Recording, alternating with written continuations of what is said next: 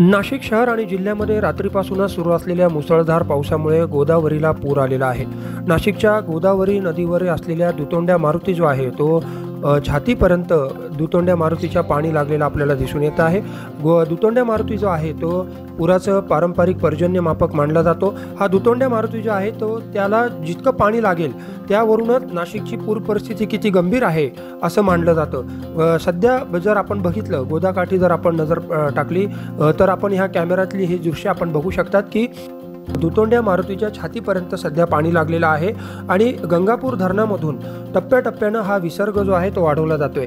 आज सकाळची जर परिस्थिती पाहिली तर सकाळी 8:30 ते 11:30 वाजेच्या दरम्यान जो काही पाऊस झाला तो शहरामध्ये साधारणपणे 28.2 मिलीमीटर इतक्या पावसाची नोंद ही करण्यात आलेली आहे। त्याचप्रमाणे गंगापूर धरणामधून आता काही वेळातच 8,684 क्युसेक इतका पाण्याचा विसर्ग आता हा गोदावरी नदी पात्रामध्ये सोडण्यात येणार आहे। आणि दुसरीकडे आपण जर बघितलं तर हे सर्व जे पाणी आहे गंगापूर असेल दारणा असेल धरणात विसर्ग होणारे जे पाणी आहे हे पाणी पुढे नांदूर मध्यमेश्वर बंधाऱ्यामध्ये येत असतं आणि नांदूर मध्यमेश्वर मधून पुढे जायकवाडीकडे हे पाणी जे आहे तोचा विसर्ग हा सोडला जातो। सध्याची जर परिस्थिती बघितली तर नांदूर मध्यमेश्वर धरणातून बंधाऱ्यामधून 57,426 क्युसेक इतका पाण्याचा विसर्ग सध्या मराठवाड्याच्या दिशेनं सुरू असल्याचं आपल्याला दिसून येत आहे। आणि दिवसभर म्हणजे हवामान विभागाच्या अंदाजानुसार आज आणि उद्या नाशिक जिल्ह्याला 2 दिवसाचा पावसाचा जो आहे तो रेड अलर्ट जो आहे तो देण्यात आलेला आहे।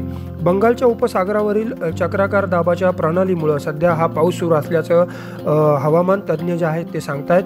आणि जिल्ह्याच्या पूर्वेकडे असलेले नांदगाव, चांदवड, सटाणा, कळवण, मालेगाव, येवला, देवळा या तालुक्यांमध्ये सध्याची परिस्थिती जर पाहिली तर मुसळधार असा पाऊस सुरू आहे। रात्री येवला तालुक्यामध्ये 1.5 तास अतिशय मुसळधार असा पाऊस सुरू होता आणि आजही सकाळपासून येवला असेल, नांदगाव असेल, लासलगाव असेल, बागलाण असेल या भागामध्ये देखील मोठ्या प्रमाणावर पाऊस जो आहे तो सुरू आहे।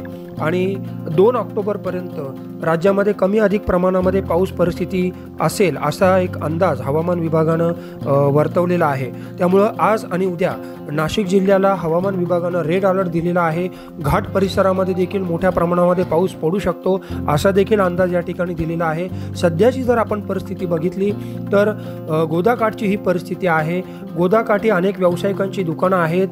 सध्या नवरात्र उत्सव सुरू आहे। या ठिकाणी काही देवीची मंदिरं देखील आहेत। नवरात्रोत्सवामुळे या ठिकाणी सकाळपासूनच मोठ्या प्रमाणात भाविकांची गर्दी देखील असते। परंतु रात्रीपासूनच ज्या पद्धतीनं नाशिकमध्ये मुसळधार पावसाला सुरुवात झाली त्यामुळे आता गोदाकाठ परिसर जो आहे तो संपूर्णपणे रिकामा करण्यात आलेला आहे। गोद्याची पाण्याची पातळी जी आहे ती काही कालांतरानं ही वाढतच आहे आणि त्यामुळे गोदाकाठी सध्या पूर परिस्थिती दिसून येते। लहान मोठी मंदिरं जी आहेत ती देखील पाण्याखाली गेल्याचं आपल्याला दिसून येते। हे जर दृश्य आपण बघितलं तर गोदाकाठीची काही लहान मोठी व्यावसायिकांची दुकानं आहेत ते देखील आता व्यावसायिकांची तारांबळ उडालेली आहे। आपल्या दुकानातील जी काही साधन सामग्री आहे जो काही माल आहे तो वाचवण्यासाठी आता व्यावसायिकांची तारंबळ उडाल्याचं आपल्याला दिसून येतं।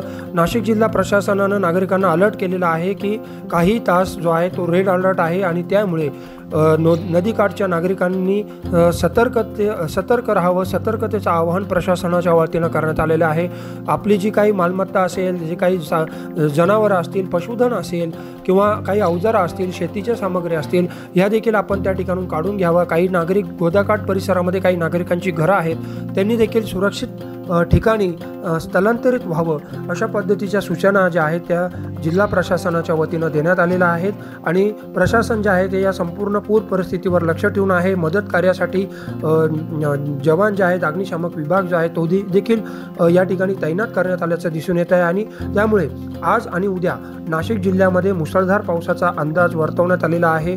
आता जर गोदाकाठी आपण बघितलं तर दुतोंड्या मारुतीच्या छातीला पाणी लागलेलं आहे आणि जर पावसाचा जोर असाच कायम राहिला तर गंगापूर धरणामधून आणखीन मोठ्या प्रमाणामध्ये पाण्याचा हा विसर्ग आणखीन सुरू राहील आणि त्यामुळं गोदाकाठी जे आहे ती पूर परिस्थिती आणखीन मोठ्या प्रमाणामध्ये वाढण्याची शक्यता या ठिकाणी व्यक्त केली जाते।